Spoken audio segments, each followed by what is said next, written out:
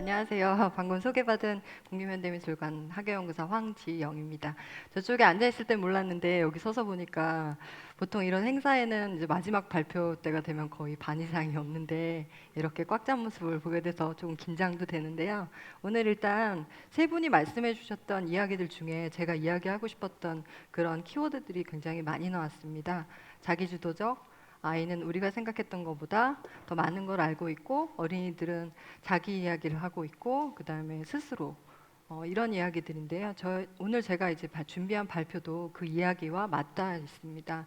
어, 제가 최근에 고민하고 있는 부분이기도 하고요. 국립현대미술관이 그 부분이랑 연결돼서 실행했던 2년간의 실천 사례 그리고 여기 각각의 현장은 다 다르시지만 문화예술 교육자로 활동하시면서 한 해 한 해 지나면서 경력이 쌓일수록 그 어려운 여건 속에서 이렇게 고민하시는 부분과 분명히 맞닿아 있기 때문에 그 부분을 좀 저도 말씀을 드리도록 하겠습니다.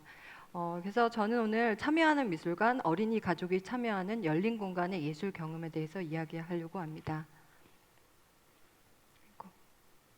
네, 그래서 짧게 국립현대미술관을 소개해드리면요. 아시다시피 국립현대미술관은 참여하고 향유하는 열린 미술관을 지향하고 어, 과천, 덕수궁, 서울, 청주 4개관 체제로 운영을 하고 있습니다. 그 중에서 선생님들이 계시는 이곳 서울과 그리고 어린이 미술관이 있는 과천관 두 곳에서 어린이 교육을 집중적으로 운영을 하고 있습니다.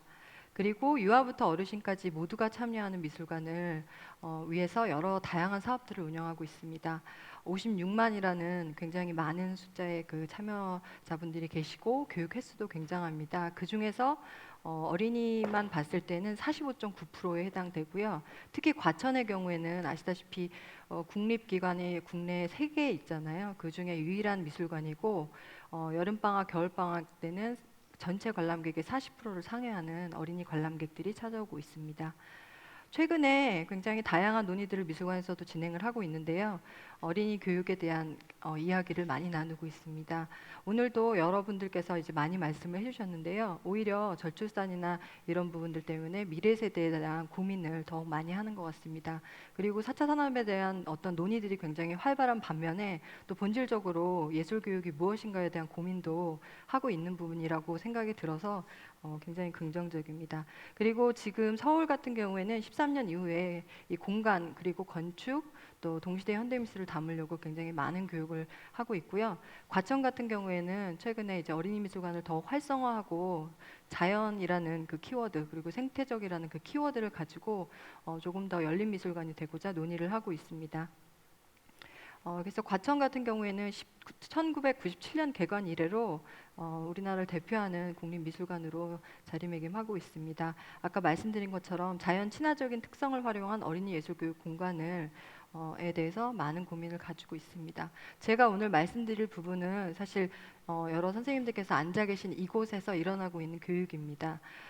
동시대 현대미술이라고 해서 조금 더 현대 젊은 작가들 그리고 그 현대미술을 담아내고 있기 때문에 어떻게 보면 더 다양한 장르가 융합되고 그것들을 고민하고 있는 작가들의 작품이 서울관에서 보여지고 있습니다. 그래서 문화적 실천으로서 미술관 교육에 대해서 더 고민을 하고 있고요. 열린 공간을 특히 적극적으로 활용해서 교육을 활성화하고 있습니다. 오늘 들어와셔서 아시겠지만 굉장히 로비가 넓고 많은 관람객들과 여러분들이 이용할 수 있는 열린 미술관이기 때문에 그런 부분들을 활성화해서 조금 더 현대미술의 이해를 돕도록 하는 그 참여형 워크숍을 최근에 집중적으로 운영을 했습니다. 어, 미술관으로 온 이후에 문화예술교육 정책을 업무를 하다가 사실 미술관에 와서 가장 이제 차이점은 제가 조금 더 현장 안에 들어와 있다는 부분입니다.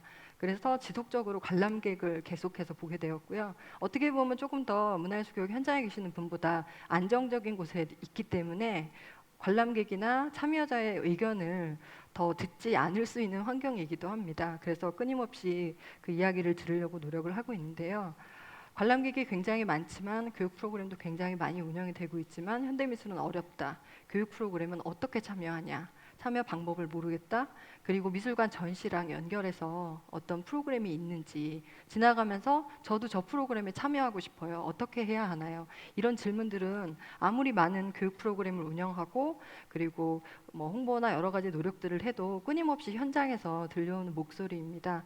그래서 프로그램을 봤을 때 전체는 아니지만 일부 프로그램은 50% 이상이 계속 오시던 분들이 오고 계십니다. 그래서 그런 고민 속에서 미술관 경험에서 미술관 교육 프로그램 참여가 필수가 될 수 없을까? 저 스스로에게 많이 질문을 하고 있습니다. 그래서 적어도 미술관 안에 오시는 미술관을 경험하시는 분들에게 우리가 추구하고 우리가 지금 이야기하고 있는 문화예술 교육에 대해서 조금 더 접할 수 있는 기회를 드릴 수 있는 것도 큰 숙제라고 생각을 했습니다. 그래서 어떻게 보면 그 열린 공간에서 함께 온 동반자 또는 가족 어떻게 보면 이런 작은 단위의 이런 부분이 공동체라고 생각이 듭니다.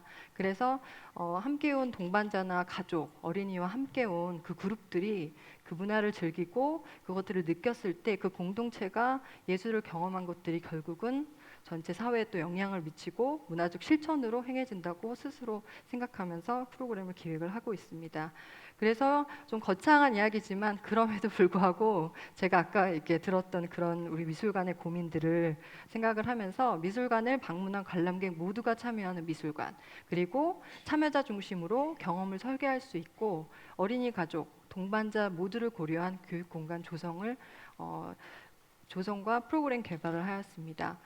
그리고 이 부분은 국립현대미술관 서울의 공간적인 특성을 활용한 프로그램입니다. 2년 동안 4개의 큰 이제 프로그램들을 진행을 하면서 이 열린 공간에서의 예술 경험은 여기 보시는 4가지 요소들이 가장 중요하다고 생각이 들었습니다. 첫 번째는 접근성입니다. 여기서 이야기하는 접근성은 모두가 접근 가능한 환경입니다.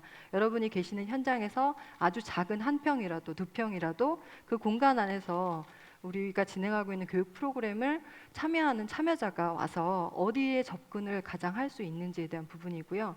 다양성입니다. 부모와 함께 왔을 때 어린이도 즐겁고 부모도 함께 즐거울 수 있고 친구와 왔을 때 예술을 즐기지 않았던 분도 같이 참여할 수 있는 그런 다양성을 중요한 요소라고 생각이 들었고요. 또 하나는 자율성입니다. 오늘 여러 세 분의 강연에서 끊임없이 나왔던 이야기가 바로 선택의 자유, 스스로 자기두자적이란 단어입니다. 우리가 탐구, 자기두자적 이런 단어를 많이 쓰지만 우리가 기획하는 프로그램에서 스스로 그 부분을 굉장히 염두에 두고 있었는지 한번 생각해 볼 때인 것 같습니다. 그래서 참여자 스스로 선택할 수 있는 컨텐츠 그리고 아주 작은 재료라 할지라도 참여자 스스로 선택할 수 있는 선택의 자유를 줄 수 있는 프로그램입니다. 그리고 또 하나는 아까 말씀드렸던 공동체에 대한 부분입니다. 어린이 가족, 동반자가 실천 공동체로서 이런 미술관 교육을 경험할 수 있도록 하는 부분입니다. 그래서 프로그램의 어떤 큰 규모나 참여 인원이 중요한 것이 아니라 우리가 기획하는 프로그램 안에서 이런 요소들이 충분히 들어있을 때 우리가 문화적 실천으로서의 어떻게 보면 이 예술 교육을 하고 있다라는 생각을 하고 있습니다. 어린이 가족이 함께하는 예술 경험은 왜 중요한지 살펴보고자 합니다. 전시 작품 감상을 한 이후에 우리가 그 감동이 이어지는 미술관 경험을 하기 위함입니다. 그리고 자발적인 여가 문화 조성이라는 단어를 우리가 사실 보고서나 이런 데 많이 이야기를 하고 있는데요. 무엇보다 스스로 선택해서 미술관에 왔고 스스로 경험하고 감으로써 어떻게 보면 추후에 이런 분들이 더 예술을 더 접하고 문화를 더 즐길 수 있는 그런 경험을 가질 수 있기 때문에 무엇보다 중요합니다. 그리고 아까 말씀드렸던 것처럼 공동체로서 예술을 계속해서 일상 안에서 즐길 수 있도록 하는 그런 부분이 있기 때문에 사실 함께 오신 분들과 우리 어린이들이 가족 또는 동반자와 함께하는 교육이 굉장히 중요하다고 생각합니다. 더 구체적으로는 어떻게 보면 가족 공동의 문화를 만들 수도 있고 오늘 봤던 프로그램 아이들만 들어가고 부모 엄마들은 모여서 커피를 마시고 집으로 바로 가서 서로의 대화가 이어지지 않는 그런 것이 아니라 오늘 함께 본 작품, 함께 본 프로그램에 대해서 계속 이야기하고 다른 장소에서도 떠올릴 수 있는 그런 경험입니다. 그것이 바로 우리가 이야기하는 삶으로서의 문화예술 교육이라고 생각합니다. 그리고 어린이와 함께하는 경험은 부모의 역할이 자발적으로 생겨나게 되고 참 긍정적인 참여를 유도합니다. 이런 부분들은 이와 관련된 논문들에서 이미 많이 나와 있습니다. 그리고 이번에 여러 프로그램을 진행하면서 가족 간 대화나 강사가 투입되지 않아도 우리가 어떠한 인위적인 어떤 그런 것들을 하지 않아도 스스로 대화하는 모습들을 굉장히 많이 볼 수 있었습니다. 그래서 상호작용을 촉진한다고 생각을 하고 있습니다. 열린 교육 공간과 참여형 워크숍이라고 하는데요. 보시면은 마르셀 듀샹 전시 때 이루어졌던 교육 공간, 그다음에 그 최정화 선생님 전시에서 열렸던 예술 어린이 가족 코스 워크숍 입니다. 그래서 서울에 조금 몇 번 한 최근 1, 2년 사이 많이 와보셨던 분들은 지금 제가 보여드리는 현장들을 조금 보셨을 것 같습니다. 그래서 보는 공간에서 참여하는 공간으로 탈바꿈하는데 어, 탈바꿈하는 사례입니다. 근데 이거 이렇게 진행할 때에는 전제가 있습니다. 열린 공간이기 때문에 굉장히 일찍 기획을 해야 하고 그다음에 전시부서와 굉장히 교육부서와 협업을 통해서 함께 해야 하는 일입니다. 그리고 가족 단위를 적극적으로 참여를 유도할 수 있도록 에듀케이터들이 굉장히 많은 토론을 하고 기획을 해야 합니다. 오히려 정해져 있는 주제와 연령층이 딱 정해져 있는 프로그램보다 더 많은 논의와 시뮬레이션을 통해서 운영이 가능합니다. 그래서 사실 어떻게 보면 우리가 참여할 수 있는 그런 참여가 중심이 되는 워크숍이고요. 자기주도적인 참여가 가능한 프로그램, 그리고 중요한 부분이 사전 신청이 없이도 현장에서 가능한 프로그램입니다. 그리고 가장 중요한 부분이 최근에 이제 10년, 15년 뭐 저희가 문화예술교육 정책 굉장히 활성화되고 전국에서 사실 전방위적으로 예술교육이 실행되고 있는데 우리가 하고 있는 프로그램이 여지가 있는 공간에서 여지가 있는 프로그램인가를 살펴보아야 할 것 같습니다. 주제와 내용 그리고 강사가 하는 이야기, 어린이와 하는 그 대화 속에서 우리가 이 여지가 있는 아까 이야기한 것처럼 앞에 강연자분들께서 어린이들은 스스로 더 우리가 생각하는 것보다 많은 걸 알고 있고 더 많이 이야기한다라고 말씀하셨잖아요. 그것처럼 그런 거를 서로 이제 경험하고 이야기할 수 있고 예술이 던지는 질문을 스스로에게 질문을 줄 수 있던 최소한의 재료와 그리고 최소한의 그런 모든 것이 짜여진 것이 아닌 여지가 많은 프로그램을 개발하려고 노력했습니다. 첫 번째 사례는 어린이 가족 코스 워크숍입니다. 최정화 작가가 일상에서 쓰이는 사물을 재료로 해서 예술 작품을 만들었는데요. 최정화 선생님과 함께 저희 에듀케이터들이 같이 물건 그 작품의 재료를 사는 곳에 같이 가서 똑같이 구입을 했고요. 그 방식을 저희가 연구를 해서 저희 나름대로 어린이 가족들이 함께 할 수 있는 그 모듈을 개발을 했습니다. 그래서 현장에서 참여가 가능하도록 하였고요. 저희가 한 두 살 정도 운영을 했고 단체 프로그램도 운영을 했고요. 현장에서 하는 현장 참여형 워크숍도 운영을 했습니다. 어린이를 대상으로 한 프로그램으로 개발되었는데 사실 성인분들도 굉장히 좋아하시고 즐기고 많이 참여를 해주셨습니다. 그리고 이 프로그램은 참여 이후에 자신만이 쌓은 꽃숲을 시인 세 분과 함께 수업을 진행을 했습니다. 그래서 오늘도 수업을 시에 대한 시를 우리가 이제 읽으면서 시작을 했는데요. 아이들이 자신만의 꽃 탑을 쌓고 겨울에 핀 꽃, 뭐 위성 접시꽃, 발레리나 굉장히 다양한 그리고 이 꽃 탑은 또 어느 시간이 되면 해체돼서 또 다른 친구들이 다른 꽃탑을 쌓을 수 있도록 또 그 재료 상자 안으로 들어가고 그리고 서로 이 꽃을 자기만의 꽃숲을 보고 쓴 시들은 그 현장에 꽂혀져 있고 같이 다 같이 읽어보고 이야기할 수 있는 그런 이야기거리들을 제공을 했습니다. 네, 그리고 마르셀 디장 전시 기반 열린 공간과 프로그램입니다. 레디메이드 워크숍과 마르셀 디장 작품 카드 그리고 에로셀라빈 3개였는데요. 오늘 2개를 먼저 설명을 드리면 레디메이드 워크숍은 에듀케이터가 뒷장인 것처럼 저희가 사물을 20여 가지 선택을 했습니다. 그래서 그 중에 20가지 중에서 참여자분들에게 3개에서 4개까지 최대 4개까지 선택할 수 있도록 하였고요. 자신만의 레디메이드 작품 만들고 미술관 안에서 전시되고 그리고 스스로 지금 여기 열린 공간에 있었던 프로그램 중에서 스스로 선택해서 이제 진행을 하고요. 이 교육도 어린이를 위한 교육으로 저희가 개발을 했는데 사실 여기 사진에 보시는 것처럼 얼음 같이 함께 오신 분들이 더 열심히 함께 참여해 주시고 많은 이야기를 나누고 했습니다. 그래서 사물 상자를 마련을 했고요. 사물이 예술이 될 수 있을까라는 키워드로 해서 어, 진행을 했습니다. 그래서 전시되고 또 이 사물들이 흩어져서 또 다른 사람에게 이제 감으로써 어떻게 보면 뒷장이 우리에게 던졌던 100년 전에 던졌던 그 질문들을 우리 스스로에게 묻는 그런 교육을 진행을 했습니다. 그리고 직접 제목과 이런 내용들을 적어서 함께 공유하는 프로그램들을 진행을 했고요. 교육에 참여하지 않아도 여기 있는 교육의 과정으로서의 예술을 보는 것만으로도 사실 많은 분들이 흐뭇해하셨고 우리가 이야기하는 문화예술 교육의 현장들을 목격할 수 있었습니다. 네, 그리고 활동지라든지 이런 부분들은 최소로 했고요.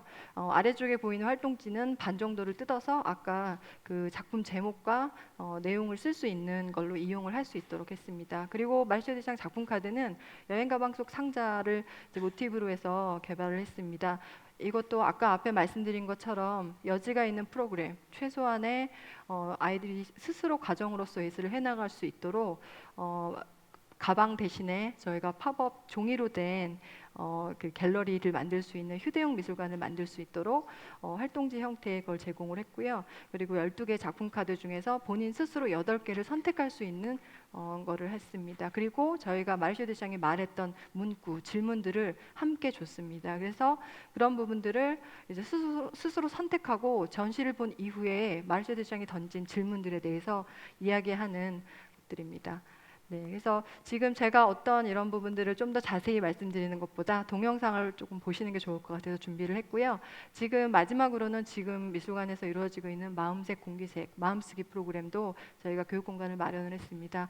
어린이 대상으로는 아직 저희가 운영하고 있지는 않지만은 이 공간 또한 앞에 말씀드린 그런 여지가 있는 프로그램 그리고 열린 교육 어린이 가족이 함께하는 그런 방향성에서 출발한 공간입니다. 그리고 네, 자신만의 공기색을 이제 만들어 보는 것이고요. 그리고 전통적인 방식이 아니라 마음으로 이해하고 감동하는 미술관 교육이 있고 그 다음에 어린이의 자발적인 참여를 전제로 한 것이 굉장히 중요하다고 생각합니다. 그리고 여기 모이신 많은 문화예술 교육자들이 강사가 아니라 어떻게 보면 예술 교육의 촉진자로서의 최소한의 역할을 이제부터는 해야 한다고 생각하고 있습니다. 과정으로서의 예술 그리고 공동체 안에 기여하는 이제 문화예술 교육을 위해서 우리가 실제적으로 어떻게 실천하고 있는지 오늘 한번 고민을 해보셨으면 좋겠습니다. 그리고 미술관 교육이 오늘과 같은 이런 전문가들의 모임에서 다루고 있는 예술 교육의 공간을 선도할 수 있는 역할을 할 수 있다고 생각이 들고요. 그런 부분들을 많이 이야기하려고 합니다. 그래서 참여자분들의 그 짧은 동영상을 보시고 네, 또 얘기를 나누도록 하겠습니다. 감사합니다. 네.